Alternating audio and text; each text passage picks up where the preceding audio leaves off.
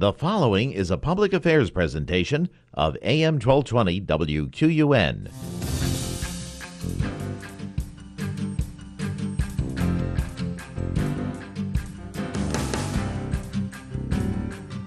The opinions expressed on the following program do not reflect the opinions of the staff or management of WQUN or those of Quinnipiac University.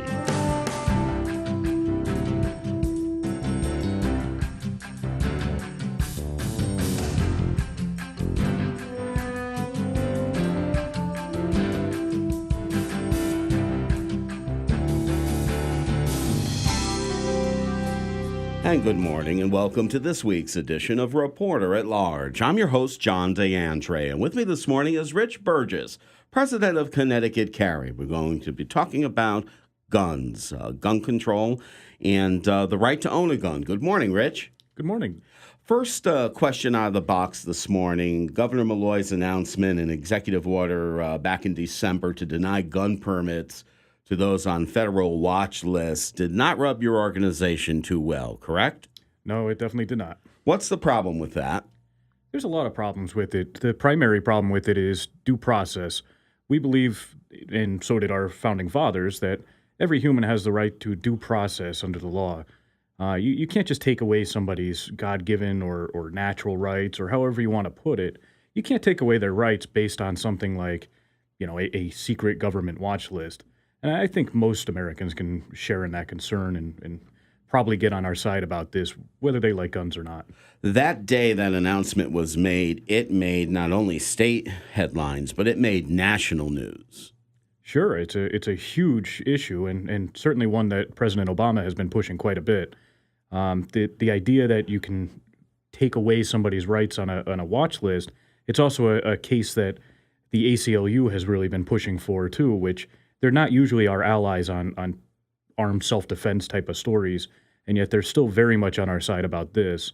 So I think that's, a area where we can all cross lines and really share in a concern. Right, so this is, politics make strange bedfellows here. Your organization's issue with this is what? Well, it's really the due process of taking away rights from people, and I think really that's the shared goal of the ACLU. Even though they don't necessarily like firearms, we're really coming under that common banner. And honestly, I think we have a lot more common territory too as well, because we really support all of our natural rights, not just guns. Have you or anyone else from the organization Connecticut Carry approached the governor on this? We haven't approached him directly. He doesn't exactly like to talk to us very much. However, we have issued a press release on the situation. We've essentially explained our side of the issue. We've explained what we'll do about the situation. And we've also explained why he will fall flat on this issue. And what are some of the reasons why he'll fall flat on the issue? Well, the due process problem is really the primary one. However, the secondary one is the idea that he's going to try to do this under executive action. Executive actions are not meant to modify laws. This is something that has to go through the legislature. And we're pretty confident he's going to end up having to do that in general. But if he takes executive action on this, it would be one of the broadest oversteps of power that a governor in Connecticut has ever performed. Why do you think he's doing this? I think he's doing this to curry favor with President Obama and to further his political career. In terms of the watch list, are there other states in the country that are actually doing this or proposing this? I haven't heard of another state that's proposing to do this, but I try to keep my issues mostly at home in Connecticut. I do know that President Obama talked about it and was probably roundly criticized by his legal representation, I would say. In terms of the State of the Union earlier this month, Governor Malloy was in attendance. What were you thinking about that? I thought it was pretty odd, but I think it's, again, along the same path line of, well, we have our favorite political puppet in Connecticut that we can use and abuse, and who cares really what his career does as long as we just keep giving him political favors for infringing on our rights. He's been, in his 2 terms, on gun control right from the very beginning. Sure. Both Malloy and Obama have both spent quite a bit of effort on gun control. The interesting part for Malloy and for Obama, actually, is that they both share a common failure in this area. They both have been the Democrat presidents that have done, well, presidents and governors, that have done the least as far as actually passing gun control. And instead, what they've done is really just anger the population. Why do you think there's such a rift, and why do you think this issue causes such anger with the population? I mean, in every state, it's not just Connecticut. Well, I think people have the natural tendency to believe that they have the right to defend themselves and their families. I think that's an inborn thing. It's a natural instinct. And, I think when you tell a mother that she can't protect her dying son from a bunch of thugs that are trying to rob her, I think that's definitely something that gets people's the hair on their back to stand up. Now, Governor Malloy's 2013 gun ban, that was a big to-do. That got a lot of attention. What is its status here in 2016? Well, the interesting part about the ban is that it has not been enforced, really. It never really was, and neither were any of the other laws in this state. But the interesting aspects of it are that we have a law that was aimed to cost millions of dollars, and yet you don't hear any of that talk right now when we hear tons of talk about the deficit in this state. We have all this money being spent on a non-issue, essentially, that's not going to help anybody. And we have Governor Malloy going on and talking about how crime is at the lowest point in Connecticut in 46 years. Well, if the crime rate has been dropping in 46 years, why did we implement this ban? Why are we spending all this money? And how on earth can a ban that happened in 2013 affect our crime rate for the last 46 years? Do you know offhand parts of the gun ban that aren't being enforced? Did I hear you correctly say some of them are not being enforced? Sure. The ban calls for, it would logically... The ban would logically call for the confiscation of firearms if you hadn't registered them. That was kind of the whole point of it, is to get these guns off the street. That's exactly what they said it would do. Well, they can't possibly do that at this point because of the fact that you can't just go around rounding up firearms from people. And so the whole idea that it gets guns off the street or it takes them away from anybody is silly. All it does is restrict people from buying the things they need. What about those gun buyback programs, get a gift card, turn a gun in? Do those work? Are those effective? Should we even be doing those? Well, I would definitely say not. The idea that we're buying guns back, well, it kind of implies that you sold them to them in the first place. So it's a weird terminology. But the idea that we're going out and trying to get guns away from people that need them is also a very worrisome thing. What you're telling the inner city populations where most of these gun buybacks happen is, hey, these are just dangerous to have, instead of you can defend yourself. A much better idea would be to take that money and spend it on training these people on how to use the firearms and maintain them. Well, you're right. We don't see the suburban towns in Greater New Haven having gun buyback programs. It's usually just New Haven, maybe even Hamden. I've never seen one in Greenwich. What was one part, if at all, any part of the 2013 gun ban that maybe your organization, Connecticut Carry, was in line with the governor on? Were there any parts to it? No, not in the terms of the gun ban itself. However, there were parts of the law where they started talking about mental health, where we could have probably tried to ally with the governor on. However, most of the actual laws that ended up being passed on that in terms of mental health, I think fell into a very strange territory where they instead tried to make it criminal activity, or at least you would be treated like a criminal if you went and got voluntary help for for mental health. That's very worrisome, and we have a couple cases right now pending in Connecticut where people have gone to seek voluntary help for mental health issues, and they're being treated like they're a felon. That's interesting. In terms of the 2013 gun ban on the upcoming legislature, you think there'll be some laws that will either beef it up or change it in any way? Are you aware of any? I doubt it. The fact of the matter is, with the 2013 gun ban, is that they had to do that as an emergency initiative. They couldn't even pass it through the regular legislative session. So I don't really think the popularity of these laws is what they say. They really don't go well in polls. Most of the polls go way heavily on our side. So I tend to think they'll try to leave that alone. I think they have a couple issues that they'll probably take up. Like I said, they'll probably try again with the secret watch list to try to ban people, which is a very slippery slope. They did that last session as well with the domestic violence stuff, where they tried to make it so that anybody with a one-party report on a temporary restraining order would lose their rights to own a firearm. And so I can see them continuing to push that through the various channels, which is really all the no-fly list and watch lists are. So we have a gun ban that is basically a showboater? I would say so. It really all it does is go after aesthetic complements of a firearm anyway. It doesn't go after anything that's any more dangerous. There's nothing that it does to create a safe atmosphere. All it does is, try to look good to everybody. They can call them assault weapons. They have the populace confused that they're somehow machine guns, which they're not. They have a lot of scary terms that they use, but really all it is just flash and smoke. You're listening to Reporter at Large on AM 1220 WQUN. Good morning. I'm your host, John DeAndre, and with me this morning is Rich Burgess, president of Connecticut Carry. We'll continue our conversation in a moment, but first this programming note. Connecticut Radio Network's Dialogue 2016 follows this morning's Reporter at Large.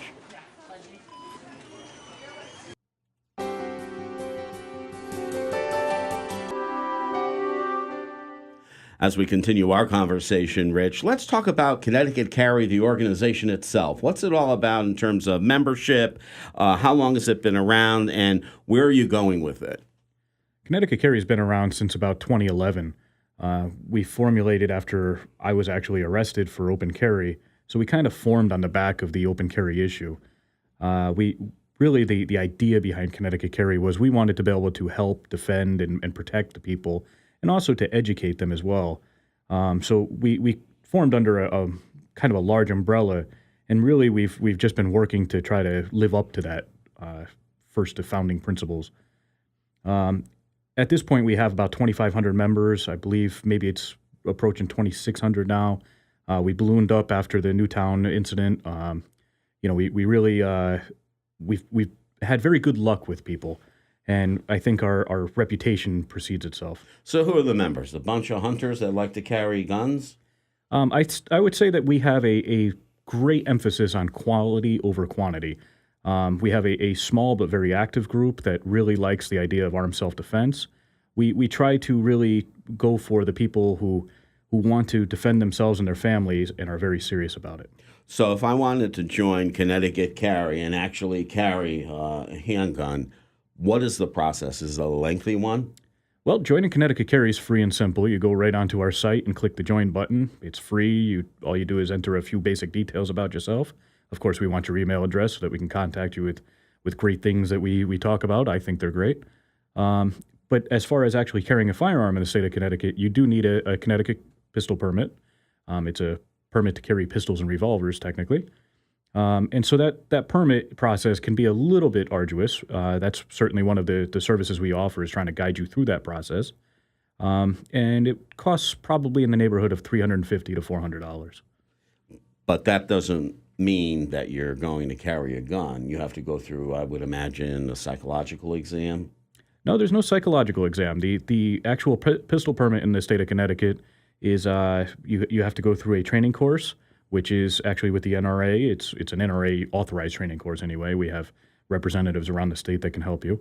And then the actual permit process is really just a suitability test and a criminal background check through the local town, and then they kind of do the exact same copycat thing through the state. So you have all your background checks and all that good stuff. However, the pistol permit is also required, or at least some form of it. We have an ammunition certificate. We have a long gun eligibility certificate. So you really need a certificate to do pretty much anything with firearms in the state of Connecticut. What sort of folk are involved in Connecticut Carry? I would like to say we're good folk.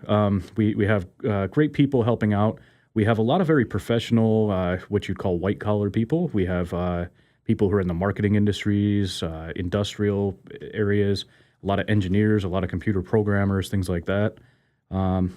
Just really good people that want to try to help out other people. No offense to the New Haven Raccoon Club, but it's not a raccoon club. It's a serious special interest group, correct? Yeah, I haven't been down there in recent days, but they're all good people. We have lots of great gun clubs all around the state. They do amazing things, and you really got to attend some of their meetings to find out all about what the great performances that they offer. But Connecticut Carry itself is not one of those kind of groups. It's more of a special interest, set the agenda, go for it group, correct? Exactly. Like I was talking about with the principles that we were founded under, it's really a part of, we want to try to make sure that people are defended. So we've seen a lot of cases where people were railroaded for firearms, and and things that they did with firearms that weren't necessarily violent crimes. They were just simply things that maybe they made a mistake or maybe they were misinterpreted by other people. And so we want to make sure that those people are defended and have at least resources to be to get a fair day in court. Now, some of the benchmark cases or situations and downright crimes in Connecticut, heinous crimes in Connecticut, the Patel case, the Pettit case, and what happened in Newtown, these were violent crimes done by people that were not of right mind. Correct. And if I've understood you in the last few years that I've known you, that there's some misperception or misconception that people that are carrying guns are the ones that need to be controlled. Am I right? I definitely agree. We for some reason we're targeting the wrong group of people. For instance, in the Newtown situation, we had a man who was very mentally ill, apparently. I mean, who would do something like that without being very mentally ill? And I'm no expert to try to call what kind of mental illness he had, but I certainly would have rathered he was able to find his health care and to get out there and be helped, because I'm sure we could have helped this person, or at least segregated them from society if we knew that they were really beyond help. But we really need to concentrate on other things too. Like in the Patel case, we have a situation where a person broke into a house, robbed somebody, and his mother had to spend 10 minutes on the phone with state police waiting for them to get there. And she actually proclaims at one point, "I'm unarmed and I can't defend myself." And she's worried about these people still being in her house because she doesn't really know if they've left or not. And that's really what Connecticut Carry wants to get into. And also in the Pettit case, he was unarmed. He didn't have the means to defend himself. He has since said that he probably would have if he could have. And we really don't want to see another helpless victim be hurt or murdered by a crazy person or just somebody who's evil. We want people to be able to defend themselves. Do you think Governor Malloy and people like President Obama actually see what you just said? I don't know what is in the heart of other men. I certainly think they should be able to see. I don't think that these are stupid people.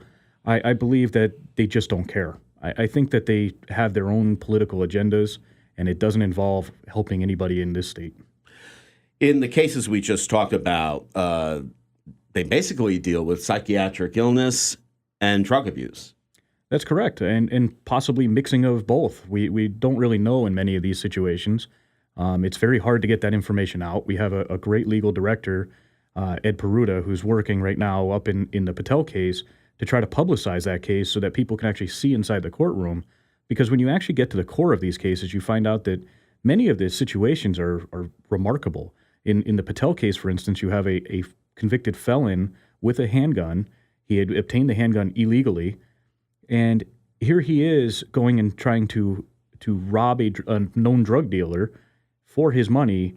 He ends up murdering him. He's also been widely known as a heroin addict. In fact, he's in the town, just one town south of me, for all this time, and he was let out of prison. And so now we have Governor Malloy talking about how he's allowing all these, I guess it's about 40% of the prison population out. I think that's really remarkable that that's his emphasis is we want to get people out of prison, but we want to disarm the people who are good that weren't in prison. That's scary. In our final moments this morning, I'd like to end with the thoughts on the right to arm self-defense. Correct. That's really what we champion is the right to arm self-defense. We don't want to talk about, whether it's in the Constitution or not. Certainly it is. Certainly one of our slogans is the Connecticut Constitution. Every citizen has the right to bear arms in defense of himself and the state. That's what we believe. We think that's really where it stops. You have the right to be armed, and we want you to be able to be armed, but we also want you to have the proper education and things like that. We just don't want the government to mandate it. So here we are to help you, and come see us. Check out our site at ctcarry.com and take a good look at it and try to see what resources you can get out of our site and get in contact with us if you have any questions. And the website address again? ctcarry.com. And you'll have someone from your organization bird dogging the legislation up at the Capitol for 2016? We always do. Rich Burgess, President, Connecticut Carry. Thank you for being my guest on Reporter at Large. Thank you, John. Thanks for having me. This is John DeAndre. Join us again next Saturday morning for another edition of Reporter at Large.